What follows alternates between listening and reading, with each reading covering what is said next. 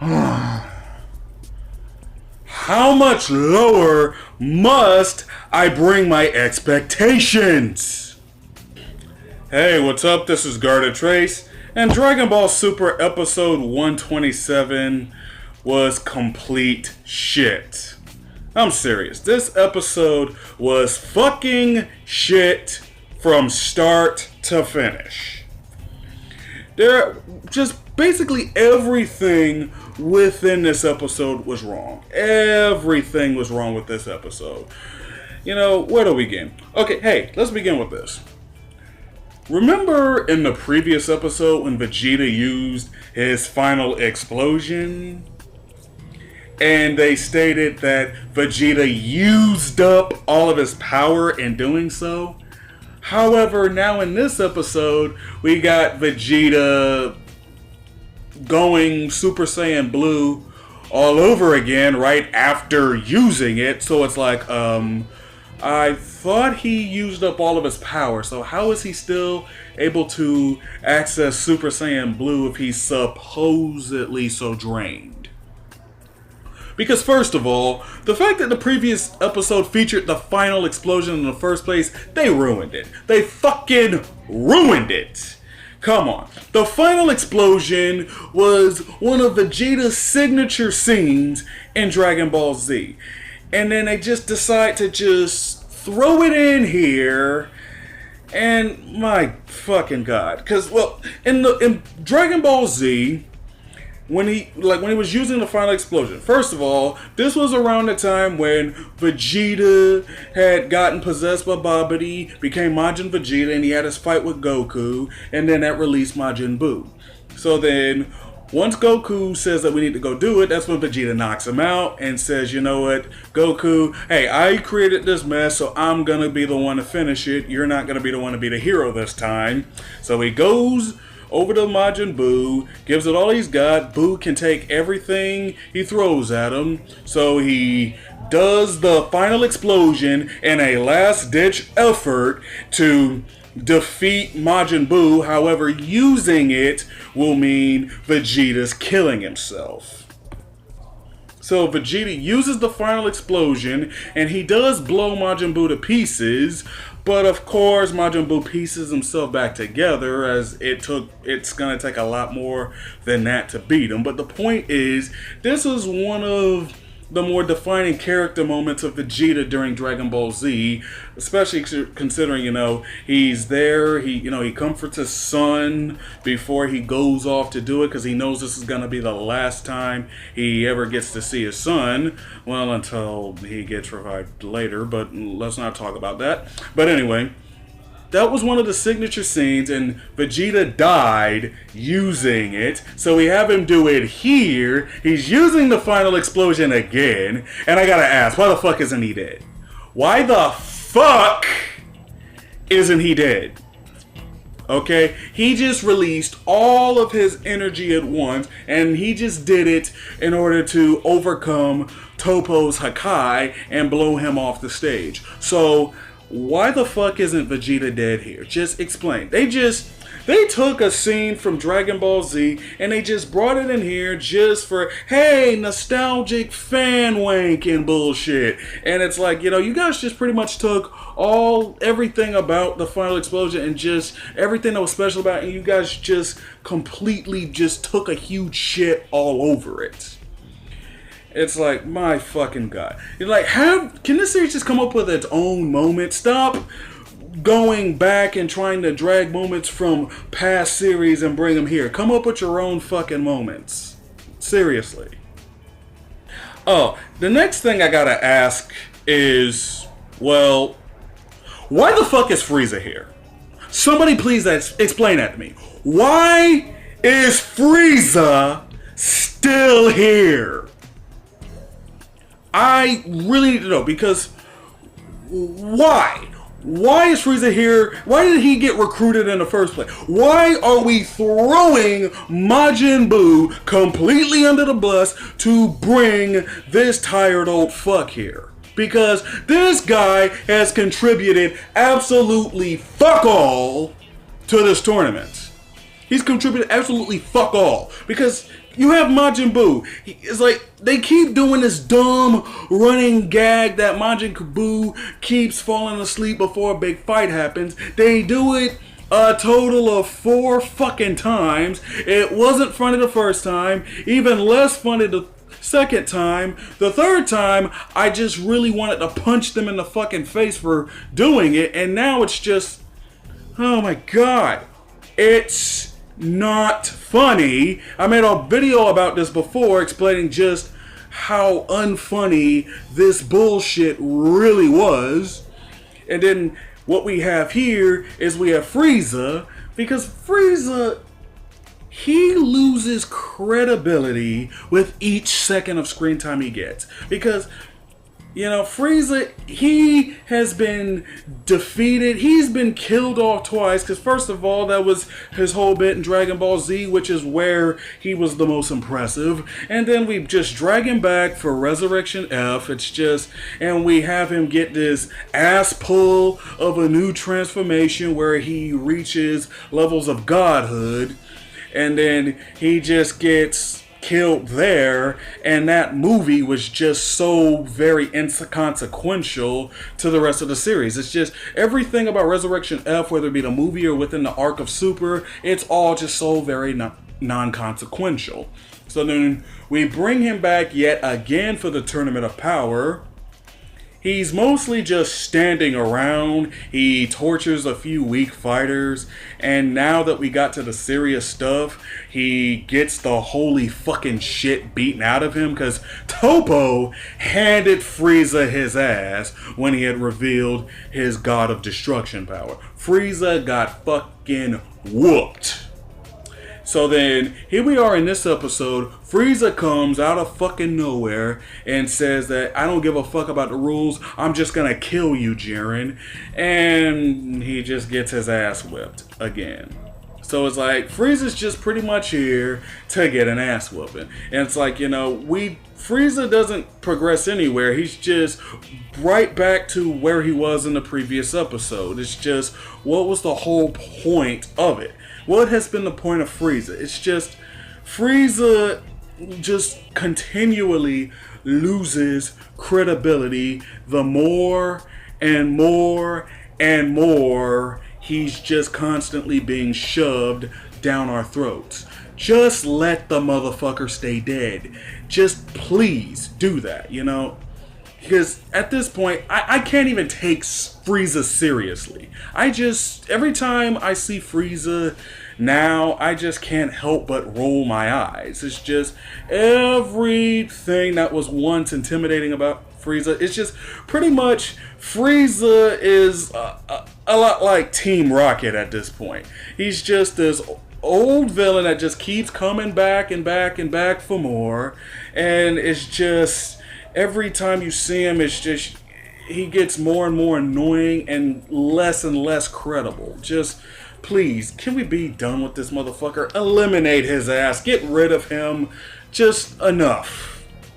And then that brings me to our next point. Android 17. How the fuck is he even able to stand up to Jiren? Can someone explain that to me? Because when we had Goku first fight Jiren, Goku was going through his different stages of Super Saiyan to fight him. Jiren is just no-selling anything, and it wasn't until Goku went to Super Saiyan God that Jiren even had to start blocking. And then, well, of course, Super Saiyan Blue, this is where the fight started, but Jiren really wasn't threatened by anything that Goku threw at him. It's just Goku really couldn't even hurt Jiren. And just in the past few episodes, we've been having Goku and Vegeta fight Jiren. And well, it just seems like Jiren had suddenly dropped powers because, you know, Vegeta was able to land hits in areas where, you know, Goku couldn't even do. and then like those hits were actually able to do something to Jiren, and it's like, not even Ultra Instinct Goku was able to do that much to Jiren. And now we have 17. 17 is nowhere close to being on the level of godly power. And then if you try to use that episode where Goku and 17 fought, first of all, Goku was holding back like holy motherfucking shit. So, no.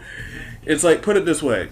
Goku can hold back enough to not completely obliterate Krillin in a Kamehameha beam struggle. So, of course, he can lower himself enough to where he's not completely overwhelming 17 either. Because, 17, it's just... There's just been so much fan service, and basically they've just been just jerking off and wanking, just having 17 say, hey guys, look at all this fan service. I know you ain't seen 17 in a while. Let's just have him doing all this ridiculous shit that he shouldn't logically be able to do. Because here's the thing, I do like 17. Don't get me wrong. Like I said, 17 along with 18 are my favorite characters of the series. But it's just, this is fucking ridiculous.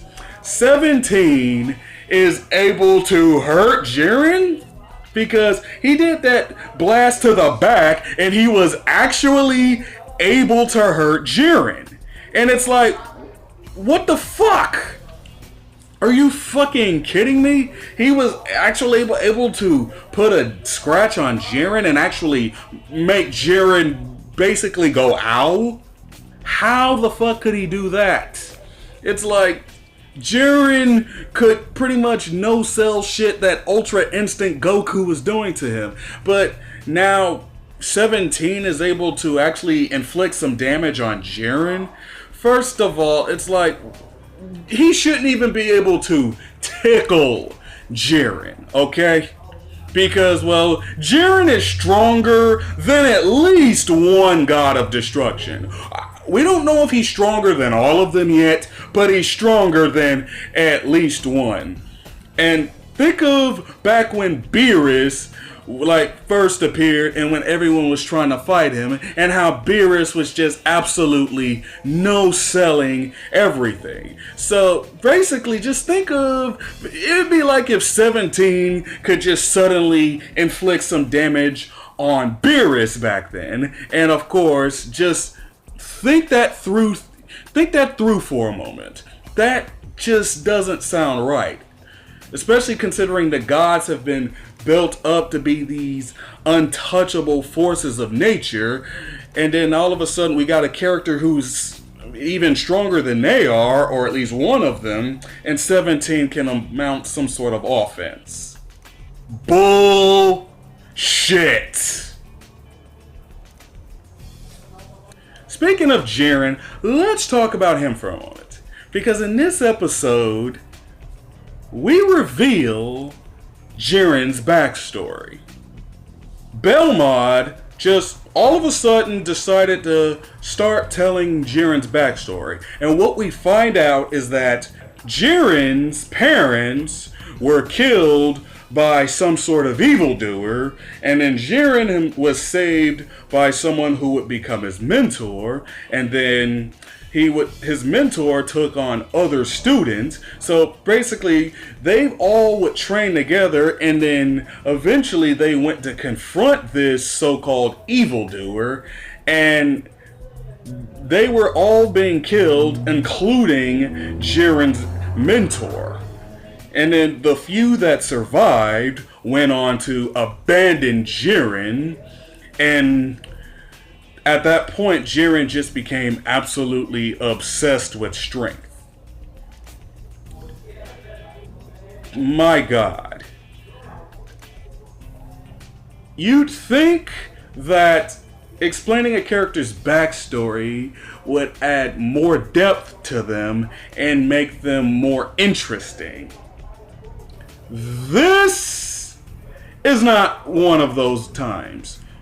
They somehow made Jiren seem less interesting and more generic than ever before with this. You know what? This is how they write stories in the Bizarro world.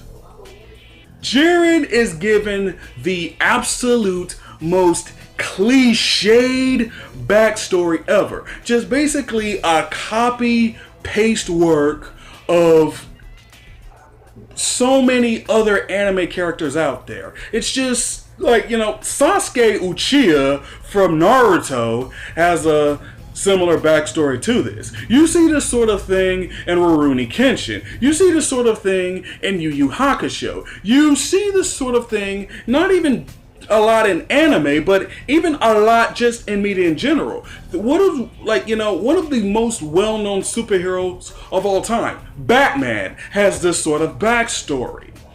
We have this backstory of, dead parents cliche. It's been done so many times. And then we have it with Jiren. It is just so plain. It's to the point where it is a fucking parody of this type of backstory. Oh my god. They somehow, someway made Jiren even more bland than he already was. And just when you think about it, why did they decide to give us his backstory now? Why did Belmont all of a sudden decide to give us Jiren's life story now of all times? Did anybody ask for it? No. Nobody asked for it. Because, well, at this point, who really cares?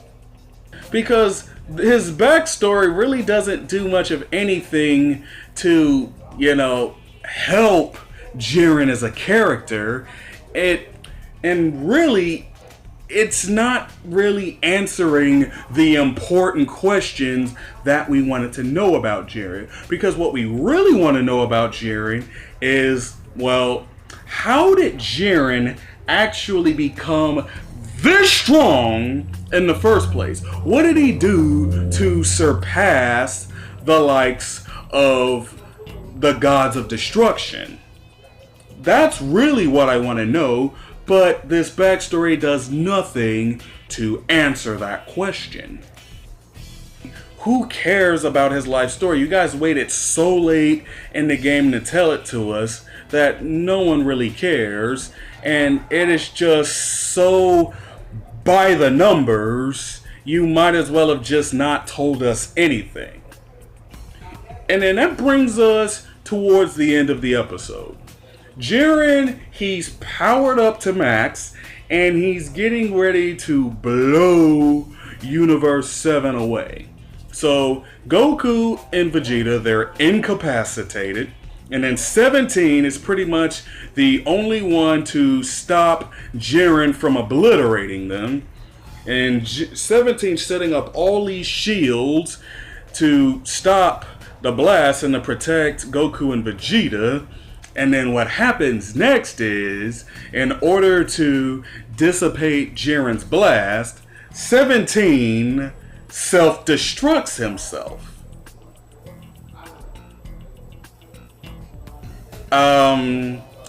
You guys do realize that Krillin wished the self-destruct devices within 17 and 18 to be removed, right?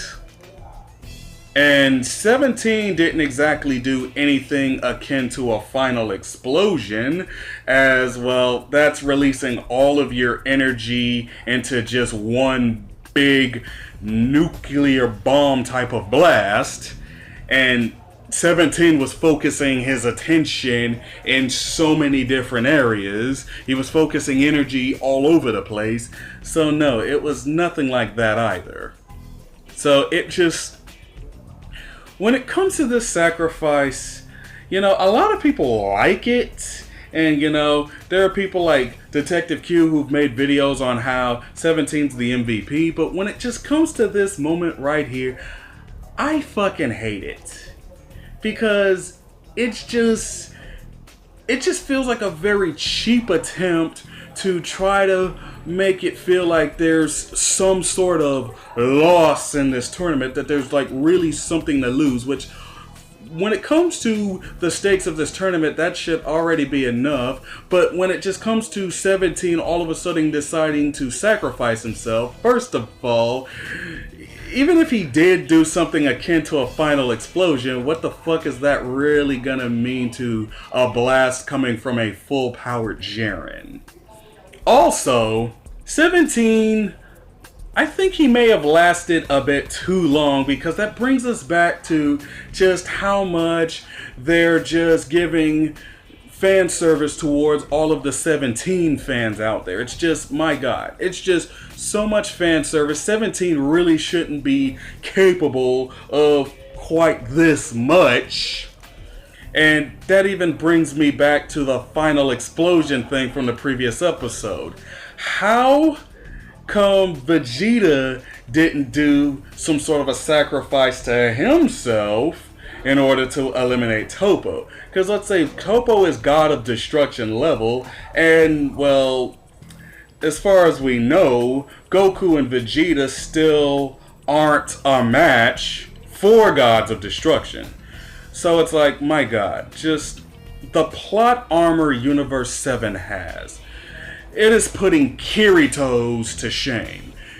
I thought I saw the plot armor and bullshit that I could see in the likes of shows like Sword Art Online and Fairy Tail, but Dragon Ball Super has taken them and brought them up to 11, because this is just sheer ridiculousness at this point.